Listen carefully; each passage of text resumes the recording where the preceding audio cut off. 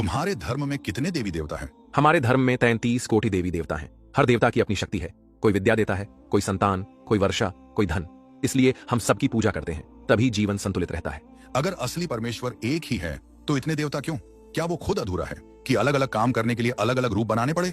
देखो, भगवान एक ही है लेकिन अलग अलग रूपों में प्रकट होते हैं। जैसे बिजली एक है पर बल्ब, पंखा, एसी अलग अलग रूप में उसका इस्तेमाल करते हैं। तुलना अच्छी है, मगर बिजली की पूजा कोई नहीं करता। लोग सीधे स्विच ऑन करते हैं और काम ले लेते हैं। क्या भगवान से काम लेने के लिए हमें दर्जनों इंटरमीडियरीज की जरूरत है? ये अलग अलग रूप परमेश्वर के अलग अलग कामों को दिखाते हैं। अगर ऐसा है तो एक सवाल, क्या डॉक्टर का काम ऑपरेशन करना है और इंजीनियर का काम पुल बनाना है, लेकिन डॉक्टर और इंजीनियर एक ही व्यक्ति हो सकते हैं?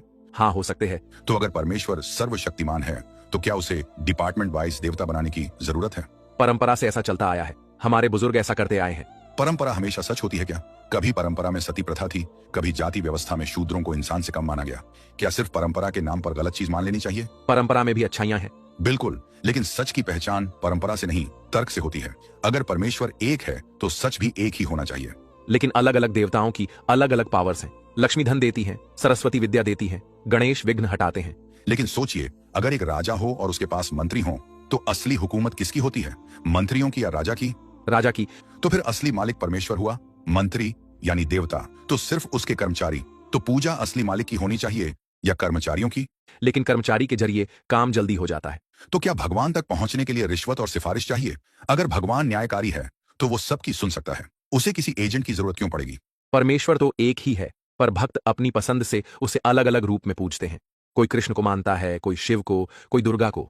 अच्छा, अगर एक स्टूडेंट अपने टीचर को पापा, दोस्त या हीरो कहने लगे तो क्या टीचर सचमुच वो सब बन जाएगा? नहीं, टीचर वही रहेगा। तो क्या इंसान की कल्पना से परमेश्वर की रियलिटी बदल जाएगी? हाँ, परमेश्वर तो वही रहेगा।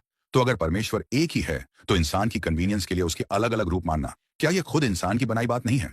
मगर हमारे शास्त्र कहते हैं सभी रास्ते एक ही परमात्मा तक जाते हैं। जैसे नदी चाहे किसी भी दिशा से बहे, आखिर समुद्र में मिलती है। ठीक है, पर सोचिए, अगर किसी शहर में 4 रास्ते हों और 3 गलत डायरेक्शन में जाए तो क्या हर रास्ता मंजिल तक पहुंचा देगा? नदी का उदाहरण सही है, मगर नदी का सोर्स नेचुरल है। इंसान की बनाई पूजा पद्धति क्या सचमुच परमेश्वर तक पहुंचाती है? मूर्ति पूजा इसलिए होती है क्योंकि इंसान को कंसंट्रेट करने के लिए एक रूप चाहिए। बिना मूर्ति ध्यान लगाना मुश्किल है। अच्छा, अगर मूर्ति जरूरी है तो फिर सूरज की पूजा क्यों नहीं? हवा की पूजा क्यों नहीं? मूर्ति तो प्रतीक है। क्या परमेश्वर खुद दिखाई देने लायक नहीं है कि इंसान को पत्थर का सहारा लेना पड़े? पत्थर चुनने की जरूरत क्यों? क्या प्रतीक का चुनाव इंसान की मर्जी पर छोड़ा जा सकता है? अगर किसी देवता की पूजा न करो तो वो नाराज हो जाते हैं, इसलिए सबको मनाना पड़ता है। तो क्या परमेश्वर भी बच्चों की तरह रूठ जाता है? अगर वो महान है तो उसके अंदर अहंकार क्यों होगा? और अगर सचमुच वो नाराज हो सकता है तो क्या उसका मतलब ये नहीं कि वो सीमित और कमजोर है?